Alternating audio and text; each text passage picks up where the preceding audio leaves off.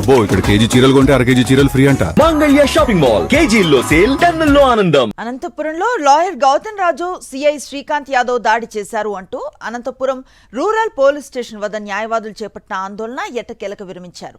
సుమారు 15 గంటల పాటు కొనసాగిన ధర్నా అర్ధరాత్రి దాటిన తర్వాత ముగిసింది. గౌతమ్ రాజును సిఐ దుర్భాషలాడుతూ దాడి చేశారని ఆరోపిస్తూ న్యాయవాదులు తీవ్ర ఆగ్రహాన్ని వ్యక్తం చేశారు. ఈ ఘటనను నిరసిస్తూ అనంతపురం రూరల్ పిఎస్ వద్ద పెద్ద ఎత్తున ధర్నాను చేపట్టి సిఐపై చర్యలు తీసుకోవాలని డిమాండ్ చేశారు. అర్ధరాత్రి వరకు ఆందోళన కొనసాగడంతో పోలీసు ఉన్నతాధికారులు రంగంలోకి దిగారు. న్యాయవాదులతో చర్చలు జరిపి సమస్యను పరిష్కరించేందుకు ప్రయత్నించారు. చివరికి సిఐ శ్రీకాంత్ యాదవ్తో బాధిత లాయర్ గౌతమ్ రాజుకు క్షమాపణలు కూడా చెప్పించారు. పోలీసు ఉన్నతాధికారుల హామీతో న్యాయవాదులు తమ ధర్నాను విరమించారు. దీంతో అనంతపురం రూరల్ పోలీస్ స్టేషన్ వద్ద గంటల తరబడి కొనసాగిన ఉద్రిక్తతకు తెరపడింది. ఇదే అంశంపై మరింత సమాచారాన్ని మా ప్రతినిధి శివారెడ్డి అందిస్తారు. శివారెడ్డి, చెప్పండి.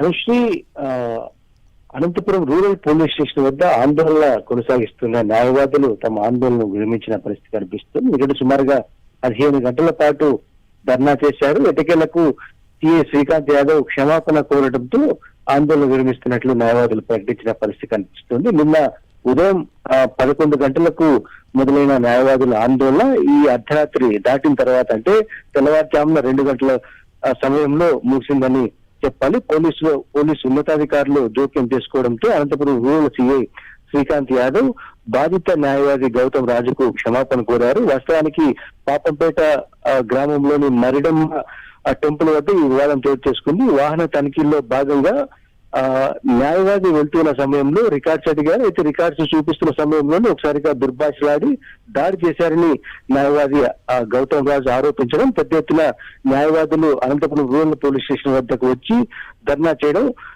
విషయం తెలిసిందే. అయితే నిన్న రాత్రి వరకు అనేక సందర్భాల్లో డిఎస్పీ గాని ఇతర ఉన్నతాధికారులు గాని సమగ్ర విచారణ చేస్తాము, ఆందోళన విరమించాలని చెప్పినప్పటికీ న్యాయవాదులు మాత్రం ఖచ్చితంగా సిఐ క్షమాపణ చెప్పాల్సింది, అదేవిధంగా సిఐని సస్పెండ్ చేయాల్సింది, సిఐ పైన కేసు నమోదు చేసి విచారణ చేపట్టాల్సింది అని చాలా స్పష్టంగా రాస్తారోకో చేయడంతో పాటు ఆందోళన చేసిన నేపథ్యంలో పోలీసు ఉన్నతాధికారులు దిగి వచ్చిన పరిస్థితి కనిపిస్తుంది. ఎందుకంటే ఈ రోజున ఇండిపెండెన్స్ డే ఉండడం, రూరల్ పోలీస్ స్టేషన్ సమీపంలోనే పరేడ్ గ్రౌండ్ ఉన్న నేపథ్యంలో ఇండిపెండెన్స్ డే కి ఎట్లాంటి అంతరాయం కలగకుండా ఉండేందుకు సిఐ శ్రీకాంత్ యాదవ్ తో ఒకసారిగా క్షమాపణ చెప్పించిన పరిస్థితి కనిపిస్తుంది. క్షమాపణ చెప్పిన తర్వాత నేరుగా ఆందోళన విరమించి ఎవరిళ్లకు వాళ్ళు వెళ్ళిన పరిస్థితి కనిపిస్తోంది. అనుష్ఠి, మరిన్ని అప్డేట్స్ కోసం ఛానల్ ను సబ్స్క్రైబ్ చేయండి. నోటిఫికేషన్స్ కోసం బెల్ ఐకాన్ పై క్లిక్ చేయండి.